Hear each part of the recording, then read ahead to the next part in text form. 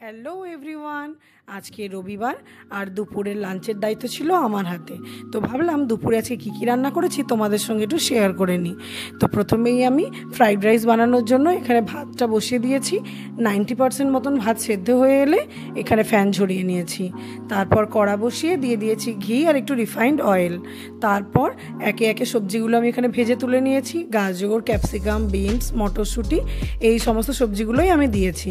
এরপর ঘিরে কাজু কিশমিশও ভেজে তুলে নিয়েছিলাম। তারপর ওই কড়াই ঘি দিয়ে রাইসগুলো দিয়ে ভাজা সবজিগুলো দিয়ে নুন চিনি পরিমাণ মতন দিয়ে দিয়েছিলাম একটু এলাচের গুঁড়ো, আর তার সঙ্গে দিয়ে দিয়েছিলাম জাস্ট অল্প পরিমাণ মৌরির গুঁড়ো। এই ফ্লেভারটা আমার পার্সোনালি খুব পছন্দ, সেই কারণে এখানে অ্যাড করেছি। তারপর 10 থেকে 15 মিনিট একদম লো ফ্লেমে দমে আমি বসিয়ে নিয়েছিলাম। এই যে তারপর দেখুন একদম ঝরঝরে ফ্রাইড রাইস আমার রেডি হয়ে গেছে। কিন্তু রবিবার হলে আমাদেরকে তেতো খেতে হয় মাস্ট, তো সেই জন্য একটুখানি অল্প করে উচ্ছে আর পেঁয়াজ ক্রিস্পি করে ভেজে নিয়েছিলাম। তারপর মাংস রান্নার জন্য এখানে আলুগুলো আমি ভেজে তুলে নিয়েছিলাম। আর আজকে ভাবলাম মাংসটা একটু ভেজে রান্না করি।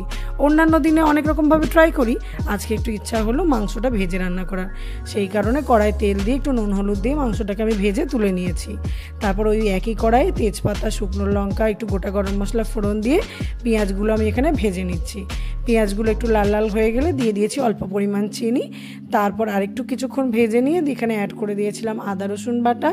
তার সঙ্গে দিয়ে দিয়েছিলাম স্বাদ মতন নুন, লঙ্কার গুঁড়ো, হলুদ গুঁড়ো, অল্প পরিমাণ জিরে মরিচের গুঁড়ো, আর দিয়ে দিয়েছিলাম 1 চামচ মতন চিকেন মশলা।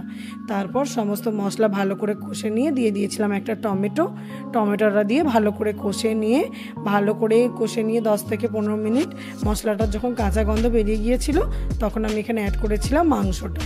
দিয়ে মাংসটাকেও কিছুক্ষণ আমি ভালো করে কষে নেব। কষে নিয়ে তারপর আমি আলু অ্যাড করব। তো তোমরা তোমাদের রবিবারের লাঞ্চের মেনুতে কী কী থাকে অবশ্যই কমেন্ট করে জানিও কিন্তু। আর আমার রেসিপিগুলো কেমন হয়েছে সেটাও কমেন্ট করে জানাবেন। এই যে মাংসটা অলমোস্ট কমপ্লিট হয়ে গেছে কষানো। এখানে আমি আলু দিয়ে ভালো করে কষে এখন পরিমাণ মতন জল দিয়ে আমি এখানে ঢাকা দিয়ে দেবো।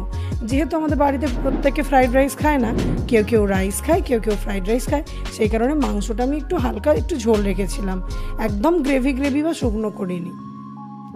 এরই ফাঁকে আমি রান্না করে নিয়েছিলাম মেয়ের জন্য খিচুড়ি।